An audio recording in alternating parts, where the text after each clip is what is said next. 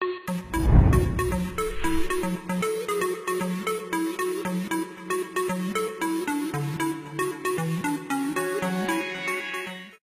के मुकाबले में अमल से ज्यादा लिया जाता है। रसूलुल्लाह ने फरमाया तसल्लु कमा रअयतमुनी मुसल्ली, जैसे मुझे नमाज पढ़ते हुए देखो वैसे तुम पढ़ो। और शायद इतने बड़े मजमे में कोई एक फर्द होगा जिसने इब्तिदान नमाज किताब से सीखी हो। हर आदमी क्या करता है, दूसरों को देखता है। इसीलिए तो हुक्म दिया कि बच्चा 7 साल का हो जाए तो उसको नमाज का हुक्म करो, 10 साल का हो जाए नमाज न पढ़े तो उसकी पिटाई करो। वो सीखना शुरू करता अमल के जरिए से। तो आप नमूना बने अमल का, आपके अमल को देखकर लोग मिसाल पेश करेंगे, फला मौलाना साहब को मैंने अमल करते हुए देखा है। हमारे मोहल्ले में एक साहब थे, कमरुद्दीन साहब, इंतकाल हो गया।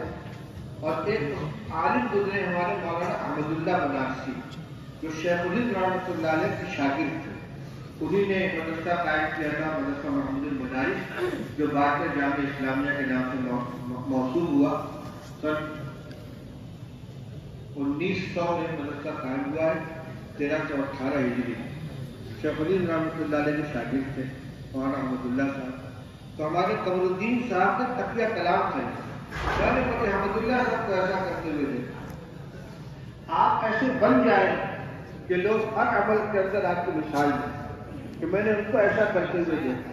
हमारे काम से यही तरीका मैंने लतीफा सुनाया था कि तलबा के दरमियान ये गुफ्तगू होने लगी कि भाई 2 सुन्नतें हैं जिनको बज़ाहिर दोनों को एक साथ अमल नहीं हो पाता। मस्जिद में दाखिल होने की सुन्नत ये है कि पहले दायां पैर मस्जिद में रखा जाए, और निकलने की सुन्नत है कि पहले बायां पांव बाहर निकाला जाए। और जूता पहनने की सुन्नत क्या है, पहले दाएं पैर में पहना जाए और उतारने की सुन्नत क्या है, बाएं से निकाला जाए। वही आदमी मस्जिद में पहुंचता है, मस्जिद में उसको कदम रखना है तो क्या करे? अगर बाएं पैर से जूता निकालता है और मस्जिद में दाखिल होता है तो सुन्नत छूटती है मस्जिद में दाखिल होने की।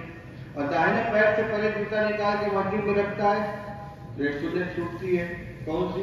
जूता उतारने की। क्या किया जाए? हजरत गंगोई रहमतुल्लाह अलैह ने कहा, हजरत के देखो क्या करते हैं। चुनांचे नमाज का वक्त हुआ, हजरत से देरी से निकले और मस्जिद में नमाज़े पहुंचे। जूती में से पैर निकाला बायां और जूती के ऊपर रख लिया, और फिर दाहिना पैर निकाल के मस्जिद में रखा। दोनों सुन्नत पर अमल हो गया। जब निकलने का वक्त हुआ तो बायां पैर निकाल के चप्पल के ऊपर रखा, और फिर दायां पैर निकाला, चप्पल के अंदर दाखिल किया। नया भी किया जाता है, लेकिन उन्होंने तस्बीह के लिए अमल को देखा। अब हजरत से पूछा कि हजरत ये 2 अमल है, इनके दोनों में तस्बीह कैसे की जाए?